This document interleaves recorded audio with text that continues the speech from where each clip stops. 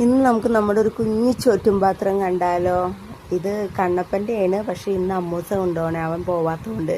അപ്പോൾ അമ്മൂസിന് അധികം ചോറ് വേണ്ട അമ്മ, എനിക്ക് ഇച്ചിരി മതി എന്ന് പറഞ്ഞുകൊണ്ട് ഞാനിന്ന് കണ്ണപ്പൻ്റെ ചോറ്റും പാത്രമായിട്ട് എടുത്തേക്കണം. അപ്പോൾ അത് നമുക്ക് ആദ്യം തന്നെ ചോറിട്ടിട്ട് ഞാനൊരു ഇച്ചിരി ഉപ്പ് മുകളിൽ തൂകണുണ്ട്. പക്ഷേ ഞാൻ ചോറിലിട്ട് ഇളക്കിയിട്ടാണ് ഞാൻ എടുത്ത് വെക്കാറ്. പക്ഷേ ഞാനിത് മറന്നുപോയി, ചോറിട്ട് കഴിഞ്ഞപ്പോൾ ഓർത്ത് ഈ ഉപ്പിട്ടില്ലല്ലോ എന്ന്.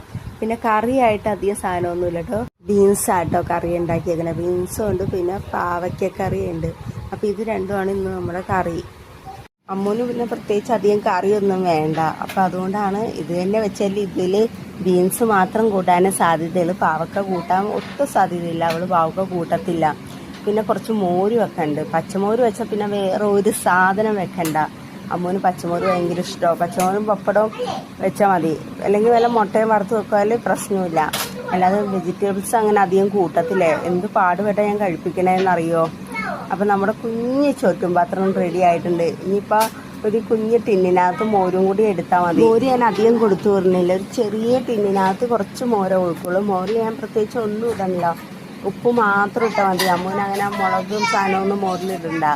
ചുമ്മാ ഇച്ചിരി മോരിൽ വെള്ളം ഒഴിച്ചിട്ട് ലൂസാക്കിയിട്ട് ഇച്ചിരി ഉപ്പിട്ട് കൊടുത്തു കഴിഞ്ഞാൽ അത് മതി. അല്ലാതെ നമ്മൾ ഇഞ്ചിയും പച്ചമുളക് ഇട്ടോ അല്ലെങ്കിൽ മോര് കായോ ഒന്നും ഇല്ല. ചുമ്മാ കുറച്ച് ഉപ്പ് ഇട്ട് കൊടുത്തു കഴിഞ്ഞാൽ അത് മതി. പച്ചമോര് അങ്ങനെയാണ് കൊടുത്തു വിടാറ്. അപ്പം എൻ്റെ ലഞ്ച് ബോക്സ് വീഡിയോ ഇത്രയേ ഉള്ളൂ, ഒരു കുഞ്ഞ് ലഞ്ച് ബോക്സാണ്. കണ്ടു കഴിഞ്ഞ് ഇഷ്ടപ്പെടുവാണെങ്കിൽ ഒന്ന് എൻ്റെ ചാനൽ സബ്സ്ക്രൈബും കൂടി ചെയ്യണേ.